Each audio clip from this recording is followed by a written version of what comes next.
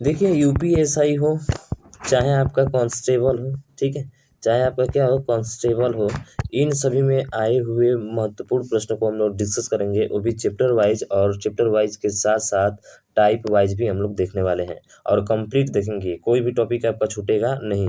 तो अभी तक चैनल को आप सब्सक्राइब नहीं किए हैं तो सब्सक्राइब कर लीजिएगा मेरे भाई, और इस वीडियो को ज़्यादा से ज़्यादा शेयर करिएगा।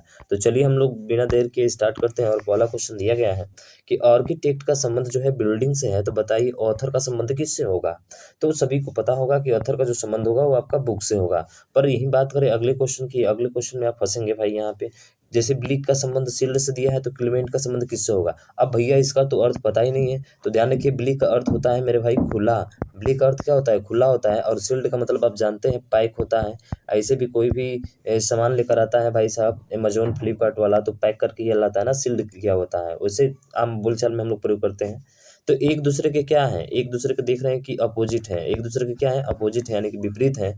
तो क्लीमेंट, अब क्लीमेंट का अर्थ नहीं पता है, क्लीमेंट का अर्थ हमको नहीं पता है। तो देखिए क्लीमेंट का जो अर्थ होता है वो होता है रहम दिल। क्या होता है मेरे भाई, रहम दिल होता है। अरे रहम दिल का मतलब समझ रहे हैं ना। हाँ भाई साहब, कठोरता से पेश नहीं आना। तो यहाँ पे देखेंगे मॉडरेट, जेंटल और मिल्ड। तो जेंटल तो हो नहीं सकता है, सभी को पता है सज्जन होता है मेरे भाई, ठीक है। और रहमदिल सज्जन व्यक्ति होते ही हैं। और मिल्ड का मतलब होता है नरम ही होता है, ठीक है, नरम ही होता है। मिल्ड का मतलब क्या होता है, अरे मिल्ड का मतलब नरम ही होता है मेरे भाई, हल्का होता है, ठीक है। मॉडरेट, और मॉडरेट मैंने जानते हैं उदारवादी होता है। तो ये तो हो ही नहीं सकते हैं, तो होगा कौन सा, हर्ष। हर्ष मैंने होता है मेरे भाई कठोर, कठोर वचन वाला जो होता है ना, कठोर दिल वाला जो होता है उसको हर्ष कहा जाता है, ठीक है। तो इसका राइट आंसर डी होगा। यानी कि अपोजिट पूछा गया है और कुछ अपोजिट मैं आपके सामने लेकर आया हूँ।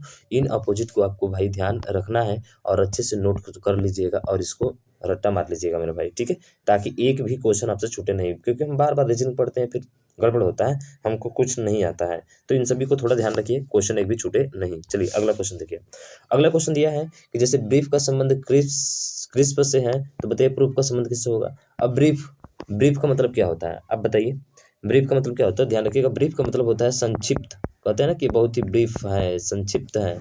और देखिए क्रिस्प का भी मतलब संक्षिप्त ही होता है। तो इसका मतलब है यहाँ पे कौन सा पूछा भाई साहब, समानार्थी पूछा है। क्या पूछा भाई, समानार्थी पूछा है यहाँ पे। तो समानार्थी पूछा है तो समानार्थी प्रूफ का क्या होगा, तो प्रूफ का मतलब होता है सिद्ध करना।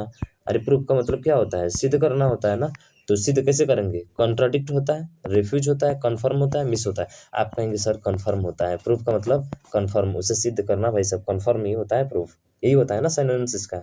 तो साइनोनिम्स यानी कि इसका जो है पर्यायवाची यही आपका होगा, तो कन्फर्म हो जाएगा। रिफ्यूज की बात करें, सर रिफ्यूज का मतलब क्या होता है। देखिए मैं आपको बताता हूँ, रिफ्यूज का जो मतलब होता है वो होता है आपका इनकार करना, ठीक है। कॉन्ट्राडिक्ट का मतलब होता है खंडन करना, मिस का मतलब होता है कमी।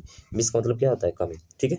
चलिए अब कुछ साइनोनिम्स सबको दिए गए हैं, मैं आपके सामने लेकर आया हूँ मेरे भाई, ठीक है। आप इनको अच्छे से देख लीजिएगा और छाप लीजिएगा, और छाप कर भाई एक भी क्वेश्चन छूटे नहीं, आप इसको अच्छे से याद भी कर लीजिएगा, क्योंकि यहाँ से जो है अलग से और कोई प्रश्न नहीं बन सकता है, सब इसी में से आपके बनेंगे, ठीक है ना।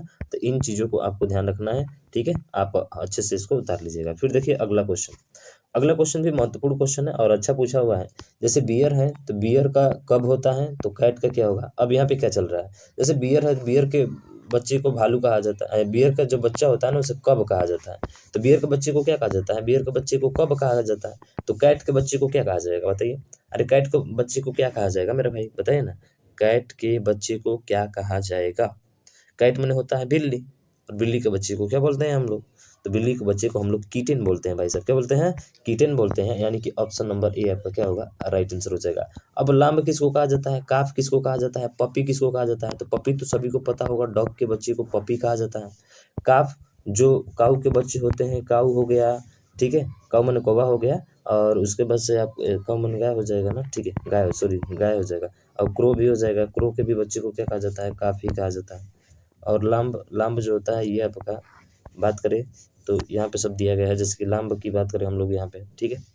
तो आप देखेंगे कि लाम्ब जो है वो किसका है, सीप का है। यानी कि सीप का जो है संबंध है किससे है, लाम्ब से। यानी सीप के बच्चे को क्या कहा जाता है, लाम्ब कहा जाता है। तो कुछ बच्चे के नाम दिए, जैसे लायन, बियर, टाइगर, इनके बच्चे को काफ कहा जाता है। रैट, कैट है, इनके बच्चे को किटन कहा जाता है। हॉर्स, डंकी, इनके बच्चे को फ्लोट या कोल्ट कहा जाता है, ठीक है। तो ये सारी चीज़ें जो है आपको ध्यान रखना है, ये बहुत ही महत्वपूर्ण है, क्योंकि यही से क्वेश्चन ज़्यादा आपके बनते हैं। ठीक है, और खूब इस पर क्वेश्चन आपके प्रीवियस ईयर में पूछे गए हैं, तो आप इसको ध्यान रखना है। चलिए अगला देखिए, ये चीज़ें नहीं मिलने वाली है भाई साहब, दूसरा कोई आपको नहीं देगा, मैं बता दे रहा हूँ, दूसरा कोई नहीं ये सब देने वाला, ठीक है। तो प्लीज़ यार शेयर करिए और इसको सब्सक्राइब कीजिए चैनल को, ठीक है। अब जैसे ओंकोलॉजी मत जानते हैं कैंसर का अध्ययन किया जाता है, तो लिथो माने होता है पत्थर मेरे भाई साहब, लिथो माने क्या होता है पत्थर, यानी पत्थर का अध्ययन क्या कहलाएगा, लिथोलॉजी कहलाएगा। फिर ये जो है कुछ दिए गए हैं यहाँ पे, इनको ध्यान रखना है, ठीक है। थोड़ा सा मैं स्क्रॉल कर देता हूँ, आप इसको ध्यान रखेंगे, ठीक है ना, आ जाएगा, कहीं पे कोई दिक्कत नहीं होगा। इन सभी चीज़ों को आपको ध्यान रखना है, ठीक है। अगला देखिए, ये भी थोड़ा सा ध्यान रखिएगा, ठीक है। ये बताने में ज़्यादा टाइम लगेगा, इसलिए चलते हैं अगला। और ये अंतिम प्रश्न है, जैसे कि बैडमिंटन कोर्ट पे खेला जाता है, तो बॉक्सिंग किस पे खेला जाएगा, सभी को पता है मेरे भाई साहब, बॉक्सिंग कहाँ खेला जाता है, रिंग में खेला जाता है ना। तो मुझे आशा है आपको समझ में आ गया होगा। तो मेरे भाई इस वीडियो को ज़्यादा से ज़्यादा शेयर कीजिएगा, अभी तक चैनल सब्सक्राइब नहीं किया सब्सक्राइब कीजिएगा। मिलते हैं नेक्स्ट वीडियो में, तब तक के लिए जय हिंद जय भारत।